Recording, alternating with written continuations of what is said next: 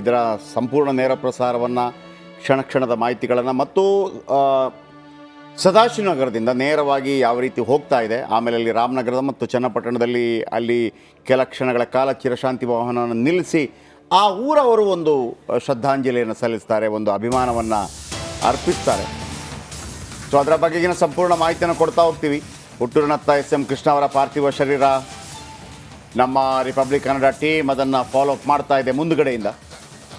ಬಿಡದಿ ರಾಮನಗರ ಚನ್ನಪಟ್ಟಣ ಮಾರ್ಗವಾಗಿ ಯಾತ್ರೆ ಅಂದರೆ ಅದೇ ರೋಡು. ಆಶ್ಚರ್ಯ ಅನ್ನೋದಕ್ಕಿಂತ ಹೆಚ್ಚಾಗಿ ನೋಡಿ, ಒಂದು ರೋಡ್, ಈಗ ನಾವು ಒಂದು ಫ್ಲೈಓವರ್ ತೋರಿಸಿದ್ವಿ, ಬಾಲಗಂಗಾಧರ ಸ್ವಾಮೀಜಿ ಫ್ಲೈಓವರ್. ಇವರ ಕಾಲಾವಧಿಯಲ್ಲಿ ಅದು ನಿರ್ಮಾಣವಾಗಿತ್ತು. ಆ್ಯಂಡ್ ಅದರ ಜೊತೆಗೆ ಆ ಮೆಟ್ರೋ ಕಂಬಗಳೇನು ಕಾಣ್ತಾ ಇದೆ, ಇವರ ಕಾಲಾವಧಿಯಲ್ಲೇ ಅದರ ಬಗ್ಗೆ ಒಂದು ಕಲ್ಪನೆಗಳು ಉಂಟಾಗಿತ್ತು. ನಂಬರ್ 2. ನಂಬರ್ 3, ಈ ರೋಡಲ್ಲಿ ಏನು ದಶಪಥ ರಸ್ತೆ ಏನು ಉಂಟಾಗತ್ತೆ, ಇವರ ಕಾಲಾವಧಿಯಲ್ಲೇ 2 ವೇ ಅಂದರೆ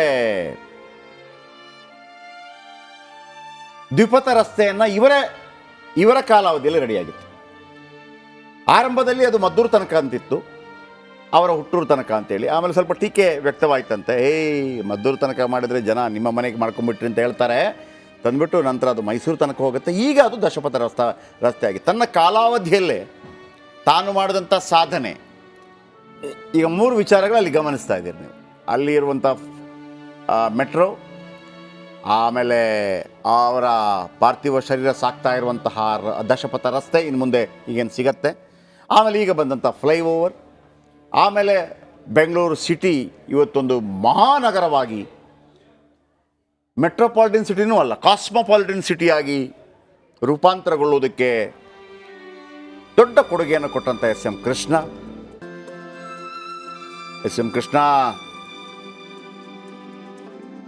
1999ರಿಂದ 2004 ತನಕ 1999ರಲ್ಲಿ KPC ಅಧ್ಯಕ್ಷರಾಗಿರ್ತಾರೆ. ಅವ್ರದ್ದೊಂದು ಬಸ್ ಇರುತ್ತೆ. ಆ ಬಸ್ಸಲ್ಲಿ ಎಸ್.ಎಂ. ಕೃಷ್ಣ ಅವರೊಂದು ಶಂಖ ಊದ್ತಾರೆ, ಪಾಂಚಜನ್ಯ ಅಂಥೇಳಿ. ಅಲ್ಲಿಂದ ಶುರುವಾಗುತ್ತೆ.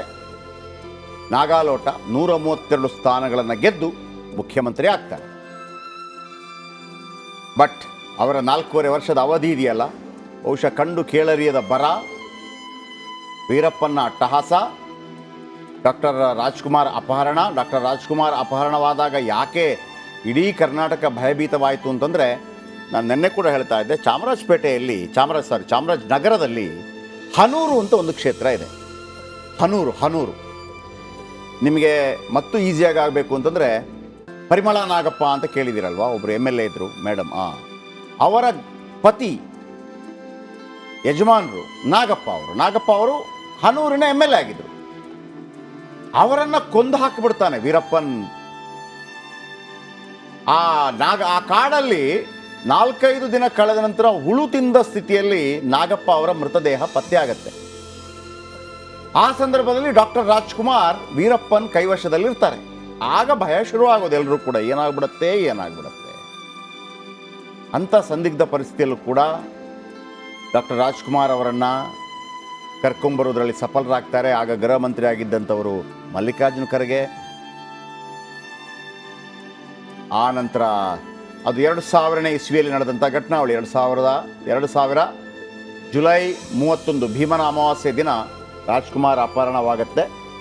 ಎಸ್.ಎಂ. ಕೃಷ್ಣ ಅವರು ಮುಖ್ಯಮಂತ್ರಿಯಾಗಿ ಕೇವಲ 1 ವರ್ಷ ಆಗಿದೆ ಅಷ್ಟೇ. ಯಾವ ರೀತಿ ಗುಜರಾತ್ನಲ್ಲಿ ಈ ಗೋಧ್ರಾ ಸಬರ್ಮತಿ ಎಕ್ಸ್ಪ್ರೆಸ್ ಮೇಲೆ ಪೆಟ್ರೋಲ್ ಸುರಿದು ಸುಟ್ಟು ಹಾಕಲಾಗಿರುತ್ತೆ, ಅದು ಯಾವ ರೀತಿ ಭುಗಿಲೇಳುತ್ತೆ ನಂತರ ಗೋಧ್ರಾ ಹತ್ಯಾಕಾಂಡ ಅಂಥೇಳಿ, ಹೇಗೆ ನರೇಂದ್ರ ಮೋದಿಯವರು ಮುಖ್ಯಮಂತ್ರಿಯಾಗಿ ಅಂದರೆ ಆಡಳಿತ ನಡೆಸಿ ದೊಡ್ಡ ಅನುಭವ ಇರೋದಿಲ್ಲ, 1 ವರ್ಷ ಆದಾಗ ಎಲ್ಲರ ಕಣ್ಣು ತನ್ನ ಮೇಲೆ ನೆಡುವಂತಹ ಒಂದು ಘಟನೆ ನಡೆದು ಹೋದಾಗ ಯಾವ ರೀತಿ ವಿಚಲಿತರಾಗುವಂಥ ಸಂದರ್ಭ ಉಂಟಾಗತ್ತೆ, ಅಲ್ಲಿ ಮೋದಿಗುಂಟಾಗಿತ್ತು. ಅದೇ ಸಂದರ್ಭದಲ್ಲೇ ಸ್ವಲ್ಪ ಹೆಚ್ಚು ಕಡಿಮೆ ಇರ್ಬೋದು ಅಷ್ಟೇ, 1 ವರ್ಷ 1.5 ವರ್ಷ ಹೆಚ್ಚು ಕಡಿಮೆ ಎಸ್.ಎಂ. ಕೃಷ್ಣ ಇದನ್ನು ಫೇಸ್ ಮಾಡ್ತಾರೆ. ಬರ, ನೀರಿಲ್ಲ, ಕಾವೇರಿ ಗಲಾಟೆ, ಸುಪ್ರೀಂ ಕೋರ್ಟ್ ಹೇಳ್ತಾ ಇದೆ ನೀರು ಬಿಡಿ ಅಂಥೇಳಿ, ಪಾದಯಾತ್ರೆ ಮಾಡ್ತಾರೆ. ಸುಪ್ರೀಂ ಕೋರ್ಟ್ ಅವರಿಗೆ ಛೀಮಾರಿ ಹಾಕತ್ತೆ, ಎಸ್.ಎಂ. ಕೃಷ್ಣ ಅವರಿಗೆ ಛೀಮಾರಿ ಹಾಕತ್ತೆ. ಅಷ್ಟರಲ್ಲಾಗಿ ಪಾದಯಾತ್ರೆ ಮಾಡ್ತಿರ್ಬೇಕಾದ್ರೆ ಸಡನ್ನಾಗಿ ಪಾದಯಾತ್ರೆಯನ್ನು ನಿಲ್ಲಿಸ್ತಾರೆ. ಲಕ್ಕಿಲಿ ಮಳೆ ಬರುತ್ತೆ. ಇಷ್ಟ ಆಯಿತು. ವೀರಪ್ಪನ್ ಪತ್ತೆಗಾಗಿ ವೀರಪ್ಪನ್ ಡಿಮಾಂಡ್ ಇಡ್ತಾನೆ. ನೀವೀಗಲೂ ಕೂಡ ಹಲ್ಸೂರಲ್ಲಿ ಹೋದರೆ, ಹಲ್ಸೂರಲ್ಲಿ ತಿರುವಳ್ಳವರ ಪ್ರತಿಮೆ ಇದೆ. ಅಲ್ಲೊಂದು ತಿರುವಳ್ಳವರ ಪ್ರತಿಮೆ ನೀವು ನೋಡಿರ್ಬೋದು. ಅಲ್ಲಿ ಆ ತಿರುವಳ್ಳವರ ಪ್ರತಿಮೆಗೂ ರಾಜ್ಕುಮಾರ್ ಅವರ ಅಪಹರಣಕ್ಕೂ ಸಂಬಂಧ ಇದೆ. ಈ ವೀರಪ್ಪನಿಗೆ ಅಕ್ಕಪಕ್ಕ ಇದ್ದ ಕೆಲವು ಮತಿಗೇಡಿ ಬುದ್ಧಿಜೀವಿಗಳು ಅಲ್ಲಿ ತಿರುವಳ್ಳವರ ಪ್ರತಿಮೆ ಇಡಬೇಕು, ಆಮೇಲೆ ತಮಿಳಿಗೆ ಹಿಂಗೆಲ್ಲ ಕೆಲವು ಡಿಮಾಂಡ್ಗಳನ್ನು ಇಡ್ತಾರೆ. ಪಾಪ ವೀರಪ್ಪನಿಗೆ ಗೊತ್ತಿದೆಯೋ ಇಲ್ಲೋ, ವೀರಪ್ಪನ ದುಡ್ಡು ಕೇಳಿರ್ತಾನಷ್ಟೇ, ಅದಂತೂ ನಿಜ. ಆ ಸಂದರ್ಭದಲ್ಲಿ 20 ಕೋಟಿ ದುಡ್ಡು ಕ್ಯಾಶನ್ನು ತೆಗೆದುಕೊಂಡು ಹೋಗಿ ಕೊಡಲಾಗತ್ತೆ ಅಂತೇಳಿ ಒಂದು ಸುದ್ದಿ ಇತ್ತು. ಆಗ ಬೆಂಗಳೂರಿನ ಪೊಲೀಸ್ ಕಮಿಷನರ್ ಆಗಿದ್ದಂಥ ದಿನಕರ್ ಅವರು ಒಂದು ಪುಸ್ತಕವನ್ನು ಬರೆದಿದ್ದರು. ಆ 20 ಕೋಟಿ ದುಡ್ಡನ್ನು ಈಗಲೂ ಕೂಡ ನಿಮಗೆ ಸಂಗ್ರಾಮ್ ಸಿಂಗ್ ಅವರ ಹತ್ರ ಕೇಳಿದರೆ ಹೇಳ್ತಾರೆ, ಹೌದು ದುಡ್ಡು ಕೊಟ್ಟಿದ್ದಾರೆ ಅಂತ ಹೇಳ್ತಾರೆ. 20 ಕೋಟಿ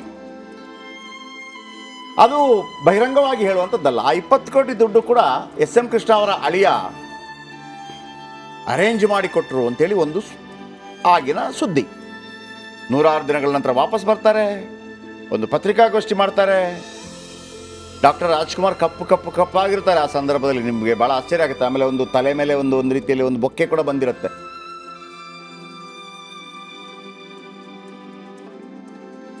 ನಾಗಪ್ಪ ಅವರ ಹತ್ಯೆ ಇದೆಲ್ಲವೂ ಕೂಡ ಒಮ್ಮೆ ಮೆಲುಕು ಹಾಕಿದಂಗೆ. ಆಮೇಲೆ ಅವೆಲ್ಲವನ್ನು ಕೂಡ ಸಮರ್ಥವಾಗಿ ಎದುರಿಸಿ ITCT ಮಾಡಿದರು.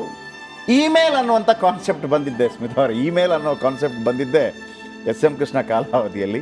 ಆಮೇಲೆ ಮಣಿವಣ್ಣನ್ ಅವರಿಗೆ ಭಾಳ ದೊಡ್ಡ ಮಟ್ಟದಲ್ಲಿ ಸಾಥ್ ಕೊಟ್ಟರು. ಆಮೇಲೆ ಅವರ ಬಗ್ಗೆ ಟೀಕೆ ಕೂಡ ಇತ್ತು. ಕೇವಲ ನಗರದ CM ಅಂತ ಭಾಳ ದೊಡ್ಡ ಟೀಕೆ ಕೂಡ ಇತ್ತು. ಆಮೇಲೆ JCB ದೇವನಹಳ್ಳಿ ಅಂತಾರಾಷ್ಟ್ರೀಯ ವಿಮಾನ ನಿಲ್ದಾಣ, ಅದಕ್ಕಿಂತ ಮೊದಲು HAL, ನಿಮಗೆ ಗೊತ್ತಿರ್ಬೋದು. HAL ಈ ಇಂದಿರಾ ಇದು HAL ವಿಮಾನ ನಿಲ್ದಾಣ ರೂಟೇ ಬೇರೆ.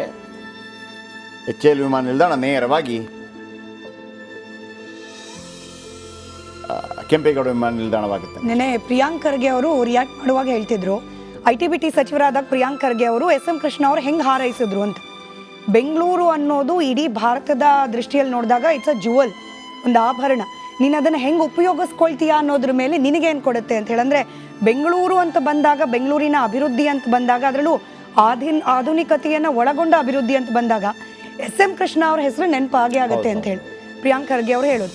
ನೀವಾಗಲೇ ಈ ರೋಡ್ನ ಬಗ್ಗೆ ಹೇಳುವಾಗ ಹೇಳ್ತಿದ್ರಿ, ಇದನ್ನ 2 ಲೇನ್ ಮಾಡಿದ್ದು SM ಕೃಷ್ಣ.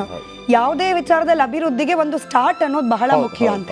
ಈಗ 10 ಲೇನ್ ಆಗಿರ್ಬೋದು, ಅದಕ್ಕೆ ಅದರದೇ ಆದ ಎಫರ್ಟ್ ಇದೆ. ಬಟ್ 2 ಲೇನನ್ನು ಮಾಡಬೇಕು ಅನ್ನೋದು ಆಗಿನ ಕಾಲಕ್ಕೆ ದೂರದೃಷ್ಟಿ. ಅದಕ್ಕೆ ನಾನು ಹೇಳಿದಾಗ ಒಂದು ಈ ಟೀಕೆ ಟಿಪ್ಪಣಿ ಸೇರಿಸ್ಬಿಡ್ತೀನಿ. ಈ ಕಾಂಗ್ರೆಸ್ BJP ನಡು ಒಂದು ಅದೇ ನೀವು ಹೇಳಿದ್ರಲ್ಲ, ಆರಂಭ ಎಲ್ಲಿ ಮಾಡಿದ್ರು ಅಂತೇಳಿ. ಈಗ ಕಾಂಗ್ರೆಸ್ ಅವರು ಒಂದು ಟೀಕೆ ಮಾಡ್ತಾರೆ, ಅಂದರೆ BJPನ ಟೀಕೆ ಮಾಡ್ತಾರೆ. ನೀವು ಅದರ ಡಬಲ್ ರೋಡ್ ಮಾಡಿದ್ವಿ ಅಂತ ಹೇಳ್ತೀರಿ, ನೀವು ಹೊಸ ರೋಡ್ ಮಾಡಿದ್ದಲ್ಲ, ಡಬಲ್ ಲೈನ್ ಇದೆಯಲ್ಲ, ಡಬಲ್ ಲೈನಲ್ಲಿ ಮತ್ತೆ ಆ ಕಡೆ ಈ ಕಡೆ ಹಾಕಿದ್ದೀರಿ ಅಷ್ಟೇ. ಮೂಲ ರೋಡ್ ಮಾಡಿದ್ದು ನಾವು, ಅಂದರೆ ಮೂಲ ಆಲೋಚನೆ ನಮ್ದು ಅಂತೇಳಿ. ಅದು ಟೀಕೆ ರಾಜಕೀಯವಾಗಿರುವ. ಈ ಮೆಟ್ರೋ ವಿಚಾರಕ್ಕೂ ಹಂಗೇನೆ. ಮೆಟ್ರೋ ಮೋದಿ ಬಂದು ಇನಾಗ್ರೇಟ್ ಮಾಡ್ತಾರೆ, ಬಟ್ ಅದನ್ನ ತರಬೇಕು ಅನ್ನೋ ಕಲ್ಪನೆ ಬಂದಿದ್ದು ಕಾಂಗ್ರೆಸ್ ಕಾಲದಲ್ಲಿ. ಅಂದರೆ ನಿಮಗೆ ವಿಶೇಷವಾಗಿ ಅವರು ಸಿಂಗಾಪುರಲ್ಲಿ ಅದನ್ನು ನೋಡಿದಾಗ